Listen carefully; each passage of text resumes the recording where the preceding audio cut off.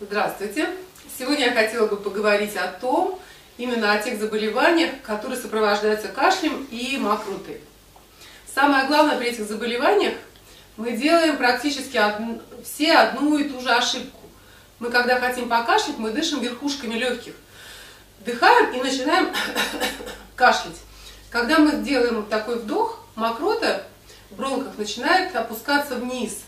И тем самым получается, что у нас вентилируется только верхняя часть легких, и поэтому кашель очень долго-долго проходит. Для того, чтобы закончить этот процесс побыстрее и побыстрее стать здоровыми, нам нужно научиться, во-первых, правильно кашлять. Самое главное, это кашляем мы животом. Делаем вот так. Надули живот чуть-чуть, и потом как бы втягивая. На каждом таком вот кашле мы начинаем так вот двигать животом. Можно сначала попробовать это без кашля. Просто надули и втягиваем. А попробовать с кашлем также. Надули.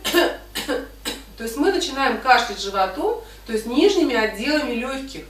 Те, которые как раз во время бронхитов, там, воспаления легких или других застойных явлениях, они плохо вентилируются. И поэтому здесь всегда, как правило, застой. Для того, чтобы предупредить бронхиты, или же уже когда они есть, и в том числе и воспаление легких, очень хорошо дышать животом просто. Мы надуваем живот, потом втягиваем живот. Можно это с помощью руки делать, чтобы вы понимали, насколько у вас живот надувается и насколько он втягивается. Мы надуваем живот, втягиваем. Можно даже независимо от вдоха и выдоха сначала это делать, чтобы у вас не кружилась голова. Поэтому мы надуваем живот, втягиваем. Надуваем, втягиваем. Таким образом мы очень хорошо тренируем свою диафрагму. Это же тоже мышца. Ее нужно хорошо тренировать для того, чтобы все наши бронхиты и кашель все проходили очень быстро.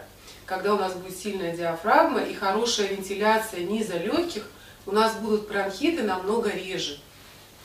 Так я вам напоминаю, что самое главное это правильно кашлять. Мы, когда нам хочется покашлять, мы вот так делаем круглый животик и потом вот так вот откашливаемся.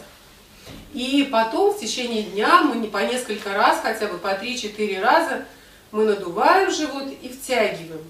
А еще очень хорошо, когда вы ходите, например, у вас выдох должен быть длиннее, чем вдох. Вы на 2 шага вдыхаете, на 4 выдыхаете.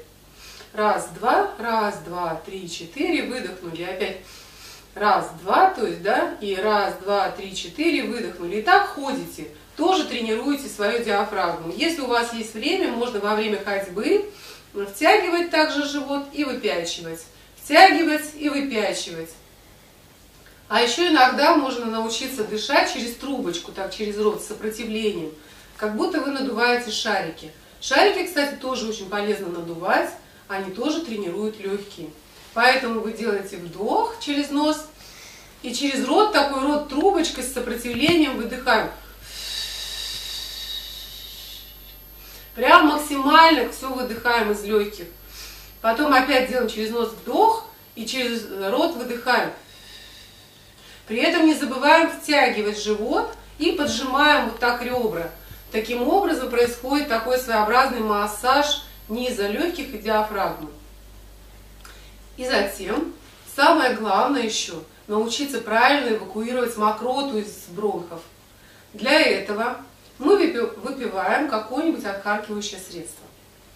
Ну, кому что нравится, кто на себе уже что проверял, поэтому советовать не буду. Просто мы его выпиваем. Лучше, когда это в жидком состоянии, например, какая-то травка там или какие-то капельки. Мы выпили и 15 минут там где-то интенсивно двигаемся или что-то делаем по дому, там плечиками подвигали, так, сяк, назад, понаклонялись, поделали, в общем, какие-то упражнения, те, которые вам больше всего нравятся.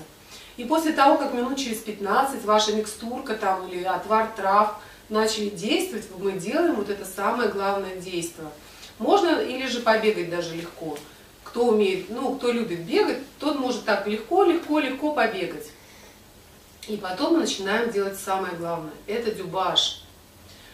Очень просто это делается, но очень эффективное средство. Для того, чтобы, вот, например, вам всю ночь не кашлять, вы вечером сделали этот дюбаж и всю ночь спите спокойно.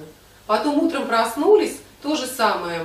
Быстренько выпили микстурку или настойку и тоже поделали потом этот дюбаш. Итак, показываю.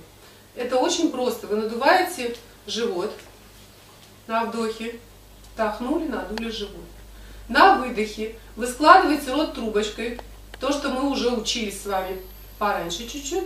Вы складываете рот трубочкой, обнимаете себя очень сильно за колени и трубочкой выдыхая,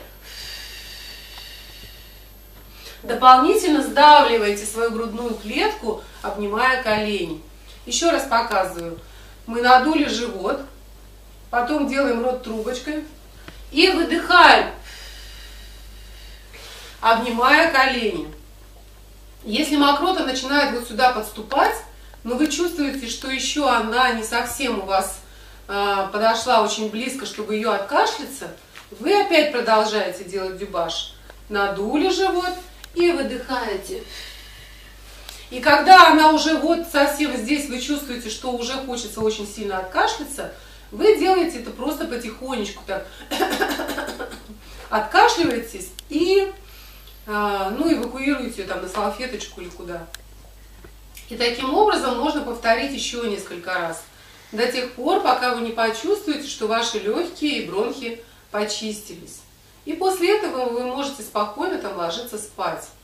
Если у вас есть время, этот дюбаш можно делать 2-3 раза в день. Ну, во время болезни, конечно, утром и вечером обязательно, для того, чтобы вы легче спали, было свободнее дыхание и бронхи быстрее восстанавливались.